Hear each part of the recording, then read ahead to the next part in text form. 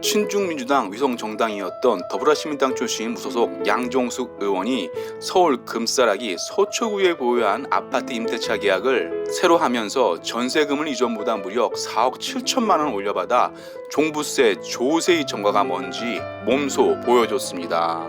국회 공직자윤리위원회가 지난 3월 31일 공개한 2021년 말 기준 국회의원 재산변동 사항에 따르면 양정숙 의원 배우자 명의인 서초동 아파트 한 채 임대차 보증금은 14억 4천만 원으로 작년 신고 금액보다 무려 48% 4억 7천만 원이 인상됐습니다. 친중민주당 비례위성정당인 더불어시민당 소속으로 21대 국회에 입성한 변호사 양정숙 의원은 총선 출마 당시 차명 보유한 부동산을 축소 신고해 친중민주당에서도 제명됐는데요.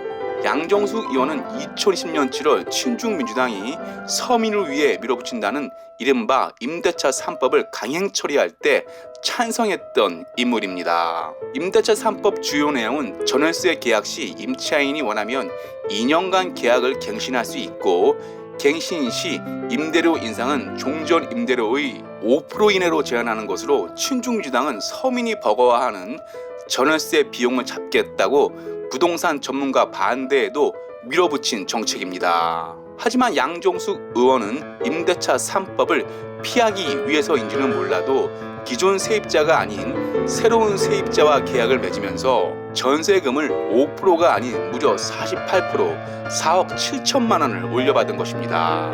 양정숙 의원은 남편 명의 서초구 아파트 말고도 본인 명의 서울 강남구 대치동 아파트와 경기도 부천시 심곡동 복합건물 한 채 등 총 3채를 53억 원에 신고했습니다. 그럼 입만 열면 서민을 위해서만 살겠다는 친중민주당 출신 양정숙 의원은 왜 이렇게 전세금을 높게 받았을까요? 개인적인 생각이지만 가장 큰 이유는 자신과 남편에게 날아온 세금 폭탄 종부세를 피하기 위함일 것입니다. 앞서 말씀드렸듯이 양정숙 의원 부부는 부동산 부자로 친중민주당이 서민을 위해 밀어붙인 종부세 대상자인데요. 정확한 금액은 알 수 없지만 양정숙 의원과 남편은 각각 1년에 수천만 원을 정부에 종부세로 내야만 합니다. 이로운 이유로 양정숙 의원과 남편은 자신들에게 날아온 수천만 원 종부세를 내지 않기 위해 새로운 전세 세입자에게 종부세를 뒤집어 씌운 것입니다.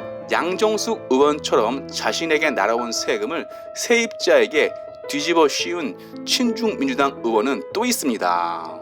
친중민주당 박주민 의원은 임대차 3법 통과 한 달 전인 지난해 7월 세입자와 반전세 계약을 했는데 보증금 3억 원, 월세 100만 원에 살던 세입자가 나간 뒤 보증금을 1억 원으로 낮추면서 월세를 무려 185만 원으로 올려버려 자신이 내야 할 종부세를 월세 세입자에게 뒤집어 씌웠습니다. 친중민주당이 정치적 고향인 양정숙, 박주민 의원은 모두 임대차 3법을 강력하게 찬성했던 의원인데요. 이들은 자신들이 밀어붙인 임대차 3법을 통해 자기 자산은 크게 늘었고 반대로 집 없는 서민들, 특히 집 없는 젊은이들은 벼락거지가 됐습니다. 친중민주당이 정치적 고향인 양정숙, 박주민 의원은 자신들이 밀어붙인 임대차 3법으로 서민들이 벼락거지가 되는 것을 몰랐을까요? 엘리트 변호사 출신인 양정숙, 박주민 의원이 몰랐을 리 없습니다. 친중민주당은 앞에서는 가난 코스프레하며 오직 서민을 위한 정책을 펼치겠다고 하지만